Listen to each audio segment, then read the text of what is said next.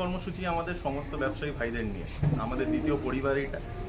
আজকে 3 বছর হয়ে গেছে, প্রায় 900 দিনের ওপর আমরা অপেক্ষা করছিলাম বিগত সরকার আমাদের একটি কোনো সলিউশন দেবে, আমাদের যেভাবে অত্যাচার করেছে। কিন্তু দিনের পর দিন আমরা তাদের কাছে নানানভাবে চিঠি দিয়ে জানানোর পরেও আমরা কোনো সলিউশন পাইনি। আমাদের একটাই বক্তব্য, আমাদের এই যেভাবে আমাদেরকে তোলাবাজি করে টাকাগুলো নেওয়া হয়েছে, সেই টাকাগুলো না নিয়ে যেটা ন্যায্য ভাড়া, সেই ভাড়াতে আমাদের ফেরত আনা হোক। আমরা এইভাবে ভাড়া দিয়ে কোনোদিনও ব্যবসা করে বাঁচতে পারবো না, তাহলে এই 20-25 হাজার লোক মারা যাবে। এছাড়া আমাদের কাছে আর কোনো উপায় নেই। আমাদের এখনকার সরকার মাননীয় মুখ্যমন্ত্রী শ্রী শুভেন্দু অধিকারীর কাছে এবং মাননীয় মন্ত্রী শ্রী অগ্নিমিত্রা পালের কাছে আমাদের রিকোয়েস্ট একটাই, যে আমাদের সাথে একবার বসে কথা বলা হোক। আমাদের কাছে প্রচুর তথ্য আছে কীভাবে সিআইটি চলতো। আমরা সেই তথ্যগুলি প্রাক্তন যে মুখ্যমন্ত্রী ছিলেন বা যে মন্ত্রী ছিলেন শ্রী জানাব শ্রী ফিরহাদ হাকিম, তাদেরকেও আমরা এই কাগজগুলো দিয়েছিলাম, কিন্তু তার বিনিময়ে আমরা কোনো উত্তর পাইনি। কোনোদিনও আমাদের সাথে বসার সুযোগ হয়ে ওঠে। 3 বছরে 900 দিনে আমরা বহুবার, মানে মনে হচ্ছে 200-300 চিঠি দিয়েছি আমরা, তারা একবারও মিটিংয়ের জন্য সুযোগ পেয়ে ওঠেনি। আমাদের একটাই অনুরোধ, একবার বসে দেখুন, নিশ্চয়ই আমরা একটা সমাধানে আসতে পারি।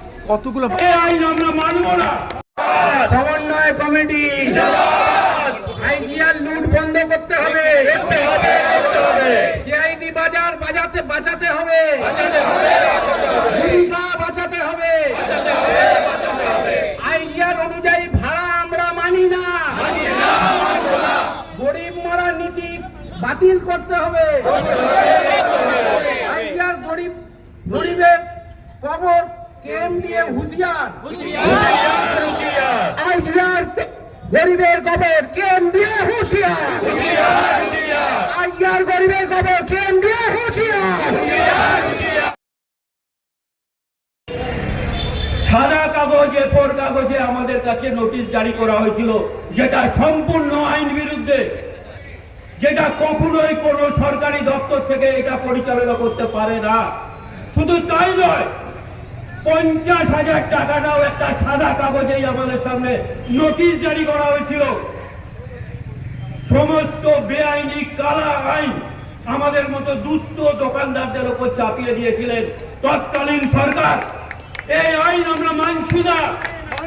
10 বছরে একবার ভাড়া বাড়ানোর আইন প্রতিপক্ষ করতে হবে। আমরা ভিক্ষা চাই না, আমরা অধিকার চাই। আমরা ভিক্ষা চাই না, আমরা অধিকার চাই। দ্বিপাক্ষিক আলোচনা ছাড়া বর্ধিত ভাড়া মানছি না, মানবে না। দ্বিপাক্ষিক আলোচনা ছাড়া বর্ধিত ভাড়া মানছি না, মানবো না। দাদা কি বলবেন এই যে অবস্থান এবং প্রতিবাদ কর্মসূচি? প্রতিবাদ মার্কেটের আজকে একসঙ্গে কর্মসূচি, টোটাল আজকে 9টা মার্কেট এখানে একত্রিত হয়েছি। কলকাতার বুকে 9টি কেএমডিএ মার্কেটে এই প্রবলেমটা আছে। আমরা 9টা মার্কেটের সব মিলিয়ে প্রায় 10,000 ফ্যামিলি আছে, তাদের ফ্যামিলি সবাইকে নিয়ে প্রায় 20,000 লোক আমরা এটাতে এফেক্টেড আছে। আমি ধরে নিই সবার হয়ে একটাই কথা বলছি, যে একবার বসে কথা বলা যাক, কথা বললে নিশ্চয়ই একটা সমাধান বেরোবে। ধন্যবাদ। আপনার নাম? মোহন। কোন পদে আছেন আপনি? আমি এটা পুরো জয়েন্ট সেক্রেটারি। কি চাইছেন?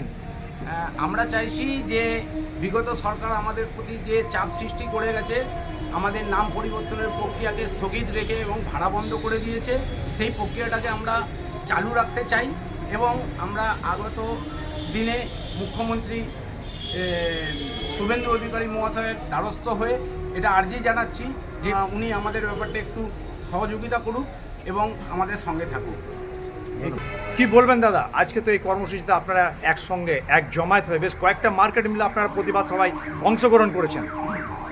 বিষয়টা হচ্ছে বিগত সরকার যে সিদ্ধান্ত নিয়েছে, সেই সিদ্ধান্ত যাদের উপর এফেক্টেড হয় তাদের সঙ্গে একবারও আলাপ আলোচনায় বসলো না। সেই আলোচনায় না বসে যে মানুষগুলো এফেক্টেড হচ্ছে তাদের প্রতি একটা সিদ্ধান্ত চাপিয়ে দেওয়ার ব্যবস্থা হলো। এই মার্কেট সিআইটি মার্কেট, এর ইতিহাস অনেক পুরনো। এই মার্কেটের নির্দিষ্ট নিয়ম আছে, যে নিয়মের নির্দিষ্টভাবে ভাড়া নেওয়া হতো এবং নাম ট্রান্সফার করা হতো। সেইটাকে এক ধাপে কেএমডিএর নিয়মে সেটাকে পরিবর্তিত করতে যাচ্ছে। সেই নিয়মটা আমাদের সাথে আগে বসা উচিত ছিল, আলোচনা করা উচিত ছিল। এটা না বসা, না করা, এটা লিগ্যাল জাস্টিস নয়। আমরা এর বিরোধিতা করি। আমরা নতুন সরকারের কাছে প্রত্যাশা রাখি, সরকার আইজিআর রেটে ভাড়া নেওয়া এবং নাম ট্রান্সফার এটাকে বন্ধ করবে।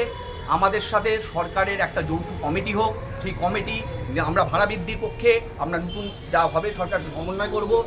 আমরা চাই সরকার আমাদের সাথে বসুক, আমাদের আলোচনার মাধ্যমে দুজন এই যৌথ কমিটি সিদ্ধান্ত গ্রহণ করুক, একটা ন্যায্য ভাড়া ঠিক হোক, একটা আইজিআর রিটার্ন ভাড়া ঠিক হোক, একটা নির্দিষ্ট হারে কীভাবে নাম ট্রান্সফার প্রক্রিয়া হবে সেটা ঠিক হোক। সেইটা যতক্ষণ পর্যন্ত না হচ্ছে, আলোচনা যতক্ষণ না পর্যন্ত শেষ হচ্ছে, আমাদের যে মানে ইন্টেনশন আমাদের ডিফল্টার করে দেওয়ার পূর্ববর্তন সরকার যে চক্রান্ত করেছিল ভাড়া বন্ধ রাখা, সেই ভাড়া যত অবিলম্বে চালু করা হয়, এটাই আমাদের কাতর আর্জি সরকারের কাছে, এটুকুনি আমার বলা।